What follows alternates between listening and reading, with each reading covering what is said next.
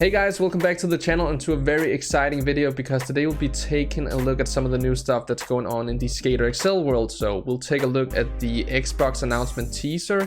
We'll also take a look at the announcement trailer for it dropping on Nintendo Switch. And then I'm also gonna tell you a little bit about some of the upcoming features and mechanics that I've been secretly testing out. So if any of that sounds good to you, stay tuned.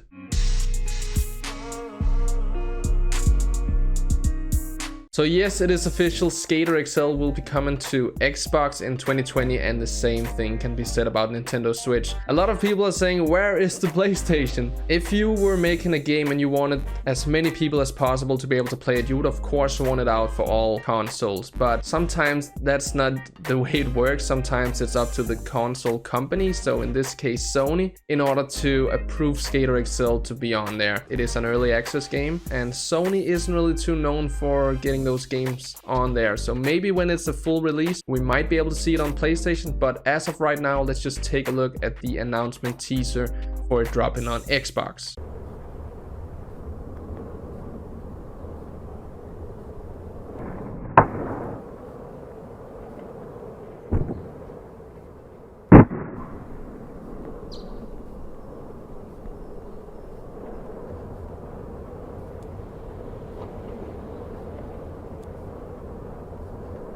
After watching that quick little tease, I think we gotta talk about something just to get it out of the way here on an otherwise beautiful looking cap flip. Yes, I think there was a late pop on that. Normally when you do fakey or nollie tricks down stuff, you kind of want to pop a little bit beforehand, but I just don't think that was the developer's focus of getting this clip. I think they want to show off this new character, like are we getting some character customization officially in the game? And where is this spot? This is not at the courthouse, so I think we're also getting a new map and stuff. I think that was definitely what they want to show off and get us hyped for, not a late pop, but a lot of people have been talking about that. I think you're putting a little too much into it. I also think they've been updating the animations a little bit, so there's like less clipping of your foot going through the board and stuff.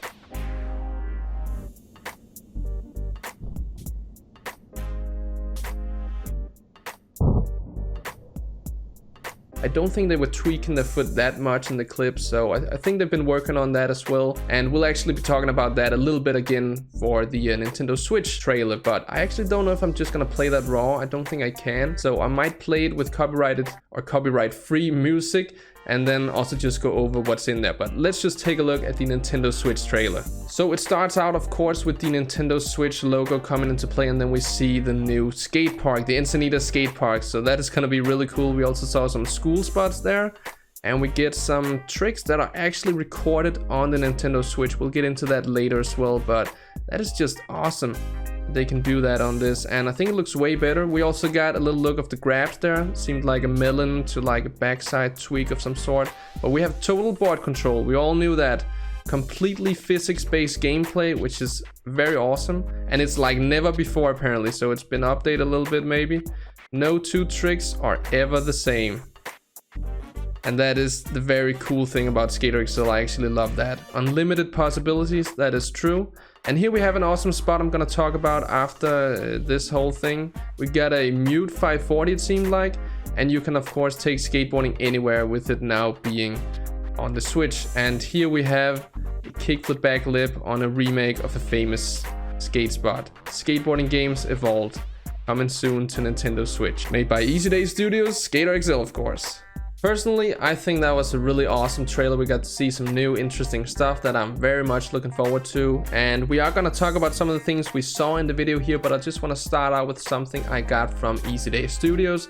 So let me just read this out to you. Note again that this trailer was made without the new animations yet implemented, and the Switch conversion of graphics is a work in progress. So a lot of people were either trashing the graphics or actually saying, wow, the graphics are really good for it being on Switch. I thought it looked fine. To me, it wasn't really that bad, as like months ago, me and my friends were kind of discussing, if this came out on the Nintendo Switch, how would it look? Would it just be like the lowest graphics on PC? But no, it looked a lot better than that. So So I was actually impressed on that regard, but they say that it's a work in progress and they can probably improve it in the future. So yeah, I'm looking forward to that, but they do say that we have the game running at close to 60 FPS. So that's pretty much the standard nowadays. I would of course love the game to be running at 60 FPS, but since this is very early on, I'm pretty sure that they can get there. And then they also say that all the HD clips we see in the video was recorded on a Switch. So that's very promising, not just some, I don't know, trickery with like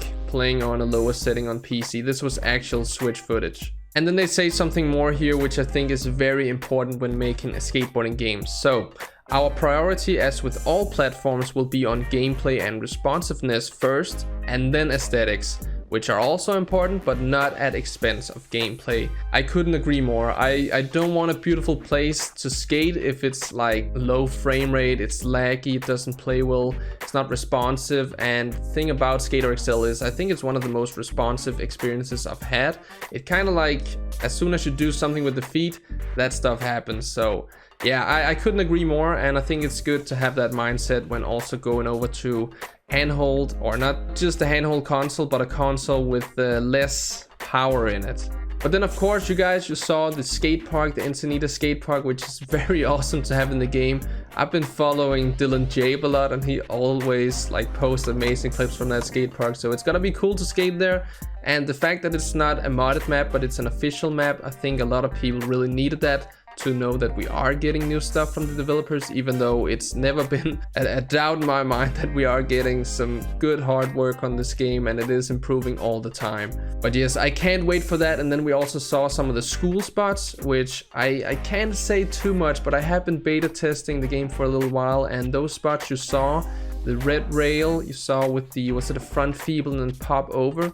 I think that's a remake of the spot that Nigel Houston, he front blunts until death. And then we also had that picnic table, huge drop. We had the kickflip back lip handrail. You probably know that, Ryan Smith did a back lip on it.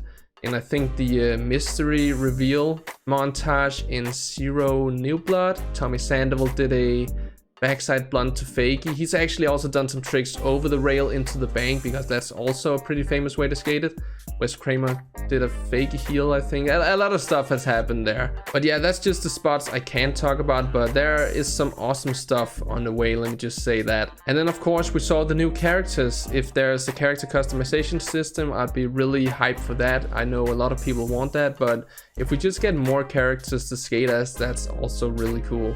And then as you saw, we had a backside grab, which might have started out as a melon, turned into a tweak of some sort on that round quarter pipe thing at Encinitas Skate Park. That is something you guys can be looking forward to, the grab system. I really like it. I've been testing it out for a little bit, and it just works. And it did feel weird for the first hour because we got to grab with the bumpers now. I've been so used to grabbing with the triggers for a very long time. Even when I first started playing the games where you had to turn with the triggers, and then going back to EA Skate, you would start grabbing. I know a lot of you had that problem just as I had, but after a little while it seems natural to use grabs on the bumpers. Even though spinning while doing grabs, I really had to get used to that, because normally I only use my pointy finger for turning and using the bumpers. So if you want to grab with your right hand, it's the right bumper, and if you want to spin backside at the same time in regular, of course, you would have to also press the right trigger. So that was a little bit of a learning process, but I love that when it comes to skateboarding game. I love to test out new things, and the things you can do with grabs are really cool. I haven't tested out the transition like you saw that 540 mute, but if we can skate bowls like that and do 540 mutes, I can't wait to do a 900. I really want to do that now, actually. But yeah, when it comes to the grabs, I've mainly just been experimenting with the street grabs. So doing it down big gaps, doing like kickflip melons and stuff like that, kickflip tuck knees. You can do like some really cool stuff. It's not just one animation. You grab kind of like in skate, and then you can tweak the board in different directions, but you can use both sticks. So you can get some really interesting tweaks. And yeah, we have nose grabs and all that, and I think it works, and you should be able to see that in an upcoming update. Can't wait for you guys to try it. And then I also want to talk about the spot you see in this clip right here. So I actually don't have it in front of me, but I'm pretty sure it's a fakie big spin, blunt slide, and then kickflip back in. That's actually on not a bank, but it is like a rounded bank, so it's more like a quarter pipe, but you can also do some other stuff on that, which I've been testing out. So you can actually do roll into grinds on that. And I must say that feels so much fun, that you can just like roll up and then land in a 5-0. You can like turn a little bit, you can change the tweak, and then you can just exit back into the quarter pipe with the push of the trigger of the direction you go in. So you can actually turn up there if you hold the triggers down, then you'll start turning in whatever grind or slide you're in. But if you just tap the trigger of whatever direction is back into the quarter pipe, you'll just exit it, and it's just so smooth. You can do really nice 5-0 Smith grinds, nose grinds, blunt slides. I've been loving the blunt slides on that, so I also can't wait for you guys to try that. I can't show you any footy, but it's gonna be really awesome. That's the only spot we've been able to test it at so far, but yeah, I think the future of skateboarding games right now just looking really amazing. And as Easy Day Studios says here themselves, thanks again, mate. Things are really heating up with all the announcements lately. Exciting times, and I couldn't agree more.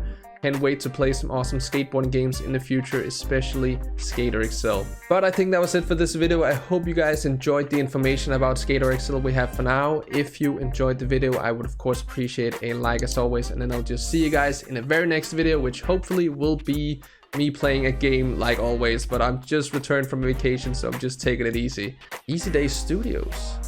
Oh my god, I gotta get back into this. I feel so unnatural in front of the camera, but alright. I hope you guys enjoyed the video. Peace out.